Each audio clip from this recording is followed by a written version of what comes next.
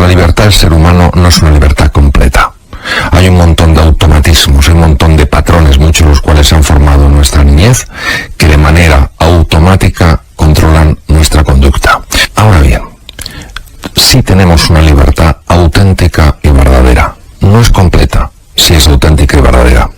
Y es precisamente lo único que no nos podrá nadie quitar. Cómo decidimos, cómo elegimos relacionarnos con las cosas que nos pasan en la vida. Y es muy importante que sepamos que eso existe, que necesitamos utilizar eso y que ese espacio de libertad es un espacio que se conquista día a día. Nos tomamos las cosas de forma demasiado personal porque estamos habitualmente en estado defensivo. Nos sentimos solos, nos sentimos perdidos, nos sentimos en peligro. Y cuando una persona se siente así, cuando una persona está a la defensiva, de manera natural se vuelve irritable. Cuando alguien está irritable, el comentario más nimio puede producir una sensación incómoda en esa persona y reaccionar de una manera, digamos, agresiva o violenta. Si nosotros fuéramos un poquito más conscientes de que solo se crece en compañía con las otras personas, que la cosa más hermosa del mundo es la generosidad, que hacer algo por los demás es la fuente de la felicidad. Si disfrutamos con el éxito de los demás, si aparcamos nuestras envidias y celebramos pues esos pequeños triunfos que otras personas tienen, si entendemos que no hay enemigos, sino sencillamente maestros que nos ayudan a mejorar en algunas cosas, entonces no nos acercamos al mundo en esta situación tan defensiva, sino en una situación mucho más de explorar, de comprender, de conocer. Y ahí está el origen de toda grandeza. Desde mi punto de vista, todos los procesos que lesionan al ser humano empiezan en el egoísmo.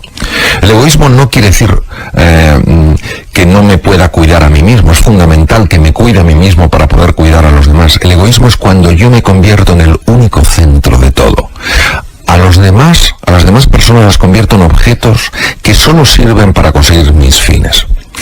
El origen de toda grandeza es la generosidad. Lo que pasa es que desde el punto de vista del ego, cuando el ego es muy estanco, la generosidad se vive como una pérdida.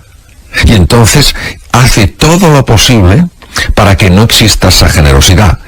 ¿Qué ocurre? Que en el momento en el que, a pesar de esa tendencia que tienes a cerrarte y a no ser generoso, eres generoso, metes luz en el interior y entonces la oscuridad empieza a desvanecerse. El ego no es ni bueno ni malo, es oscuridad. ¿Y cómo se saca la oscuridad de una habitación? No podemos sacarla, no existe ese hecho de poder sacar la oscuridad se desvanece en presencia de luz. El frío, curiosamente, no tiene, digamos, una realidad en sí mismo. La generosidad es luz. Toda experiencia, cuando es grabada en el cerebro humano y en el cuerpo, porque también se graba en el cuerpo, la mente es una conexión, es una red de información que engloba la totalidad del cuerpo y por supuesto el cerebro. Hay tres elementos en esa experiencia. El primero es el hecho físico. El segundo elemento de la experiencia es la emoción que yo experimento en ese momento. El tercer elemento es el elemento clave. Es la interpretación, la evaluación que yo estoy haciendo en ese momento de lo que ha ocurrido. ¿Cómo les podemos dar una pauta para que se enganchen a ese pensamiento positivo o a ver las cosas de una forma más optimista? Los hábitos acaban determinando nuestro destino. Si quieres cambiar tu destino, tienes que cambiar tus hábitos. Cambiar un hábito no es nada fácil. Nada fácil. Porque está integrado incluso a nivel celular. O sea, no es una cosa solamente de cambiar una idea. Es que nuestras creencias, nuestras vivencias de certeza están a nivel molecular. Es decir, un cerebro, para que nos hagamos una idea, un cerebro de una persona que cree que es estúpida, es un cerebro que ha integrado esa estupidez y tiene bloqueados montones de circuitos cerebrales. Aunque esa persona sea súper inteligente, que lo es, seguro. Pues es el tremendo poder que tiene lo sutil en lo físico, el fondo en la forma. Cuando esa persona empieza a abrirse a que es mucho más que lo que ella cree que es, ese cerebro empieza a liberarse de la carga. Esto implica un hábito. ¿Qué he visto yo y cuál es la estrategia que publico y escribo? La única estrategia que yo he visto que funciona. Y mira que he dado vueltas. La primera es: tienes que ser consciente de lo que está en juego. Tienes que sentir algo que para mí hay dos palabras. Bueno, hay tres palabras de tremenda importancia. Y una de ellas, que es la que viene a cuento, es inspiración. Tienes que sentir la inspiración. La inspiración no es una idea bonita. La inspiración es el reconocimiento a nivel visceral de que hay algo en juego de extraordinaria importancia. ¿Cómo podemos hacer que la zona prefrontal izquierda, que es la sede, como has comentado, de las emociones positivas como la benevolencia, la compasión, el amor altruista, cómo podemos hacer que venzan un poco, que inhiban un poco la tendencia excesiva que pueden tener algunas personas de fijarse más en lo negativo? Pues se ha visto que es fruto de un entrenamiento. Esto es absolutamente y literalmente como un músculo. Tú lo usas, se expande. No lo usas, pues nada, pues deja de funcionar o funciona con menos intensidad. Son varios ejercicios. El primero es un ejercicio constante de dominio del foco de la atención. ¿Qué quiere decir? Que en cualquier situación de la vida en la que te encuentres, automáticamente busques lo positivo de esa situación. Automáticamente. Al principio no encontrarás nada, pero a medida que vayas ganando soltura y habilidad en el manejo del foco, empezarás a ver cosas que no son obvias, que no se ven de entrada y que sí son aspectos positivos de la realidad. Segundo, ejercitar mucho más la sonrisa. La sonrisa no es nada, no es algo simplón, es algo con una fuerza extraordinaria. Que a una persona que ha tenido un día de estos que decimos espantoso, que todo le ha salido mal, una persona la sonría con afecto, supone un mundo. La sonrisa es algo que no solo sucede hacia afuera, que también sucede hacia adentro. Y se ha demostrado que cuando una persona en el laboratorio donde se dispone esta tecnología sonríe, porque está recordando a alguien a quien tiene cariño o algo que le recuerda una experiencia favorable, hay una activación de la zona prefrontal izquierda. Quiere decir que la zona prefrontal izquierda está trabajando. Si está trabajando, esa zona se está expandiendo. Otro elemento importantísimo es el tipo de palabras que usamos. Si nosotros buscamos palabras más positivas, en lugar de hablar tanto de problema y más problema, hablamos de desafío, o como dice mi querido amigo Jandro el hormiguero, en lugar de decir solo me queda media hora, dijéramos aún me queda media hora, la zona prefrontal izquierda, claro que se activaría, lo mismo que se activa con gestos de benevolencia, con gestos de generosidad, con gestos de compasión, y por supuesto se activa con el ejercicio físico. El movimiento, acelerar el corazón y la respiración, por ejemplo, andando un poquito deprisa, produce la liberación en el cerebro de una sustancia que se llama BDNF. El BDNF favorece la formación de nuevas conexiones neuronales. Es decir, tenemos muchos sistemas para potenciar la zona prefrontal izquierda, inhibiendo la zona prefrontal derecha cuando actúa en exceso. Lo que pasa es que esto exige un entrenamiento y hay que estar dispuesto a poner lo que se pone en un entrenamiento. No sucede como por arte de magia. Es un entrenamiento progresivo donde estamos cambiando la estructura cerebral. Claro, cuando tú cambias tu estructura cerebral, cambias tu mente. Cuando tú cambias tu mente, ya no ves lo mismo que veías antes, sino que puede haber posibilidades que antes sencillamente estaban ocultas, estaban veladas. Todo lo que piensa nuestra cabeza desemboca en nuestro cuerpo, ¿no? Sí, hay que distinguir dos conceptos, porque son diferentes. Uno es una emoción y otro es un estado de ánimo. Por ejemplo, yo me presento a un concurso de algo y lo pierdo, y me puede generar una emoción de tristeza. Pero si yo me mantengo en esa tristeza días, semanas, meses, eso ya no es una emoción, eso es un estado de ánimo. Entonces nosotros tenemos emociones, vivimos en estados de ánimo. Las emociones, salvo que tengan una enorme intensidad y la persona, pues yo que no sé, tenga una patología cardiovascular que no conoce, en general el organismo las tolera muy bien. Lo que no tolera nada bien son los estados de ánimos tóxicos, es decir, emociones mantenidas en el tiempo y que nos van desgastando. ¿Por qué? Porque estas emociones están asociadas con cambios muy profundos a nivel hormonal. Estos cambios, si duran poco tiempo, no tienen trascendencia, pero si están mantenidos en el tiempo, generan mucho daño a todos los niveles del cuerpo. Es que no hay un nivel en el que no dañe, a nivel óseo, a nivel muscular, a nivel del sistema inmunológico, a nivel del aparato digestivo, a nivel cerebral, a nivel cardiovascular, es que todos los lados.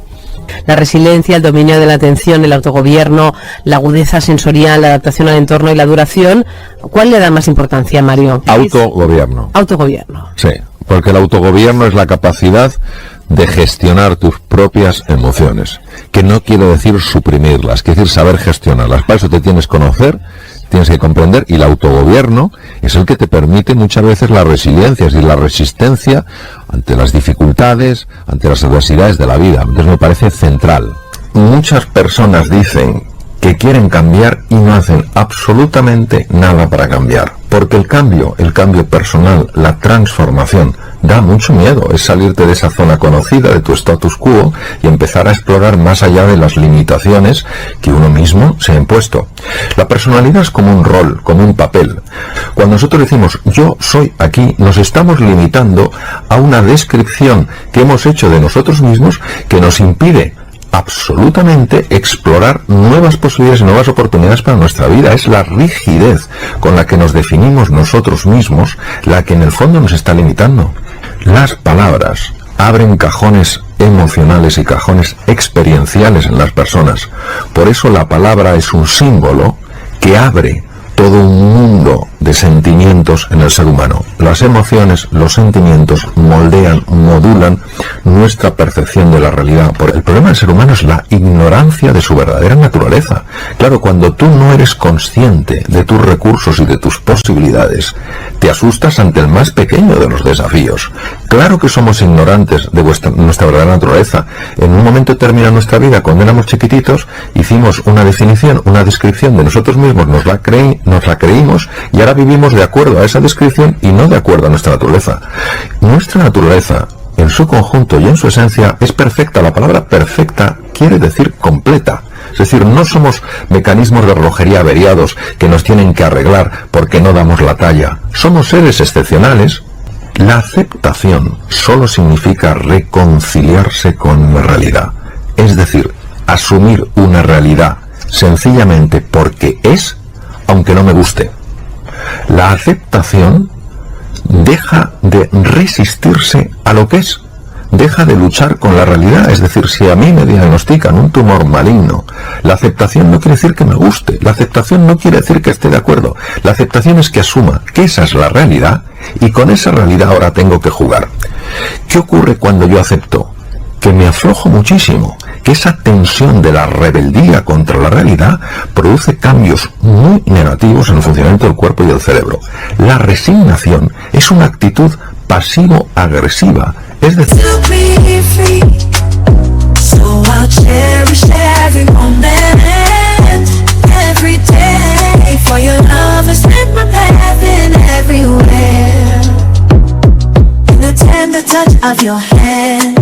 find the strength to rise and stand through every trial, every tear we've shed. Your love's been the shelter where I find my bed. For your love's been my anchor in life's stormy seas, a beacon of hope guiding me to be free. So I'll cherish every moment, every day. For your love has lit my path in every way. With gratitude in my soul, I'll sing this song. For the love we share is steadfast and strong.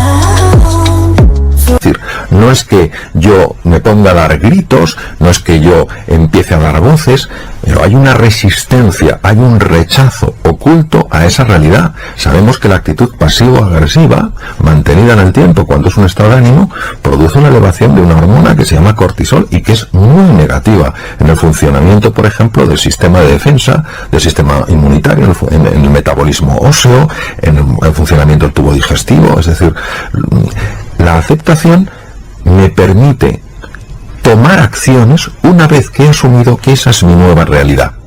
La crisis, en el fondo, es una llamada a hacer un cambio fundamental en la forma de pensar, en la forma de vivir y en la forma en la que la sociedad contempla las cosas.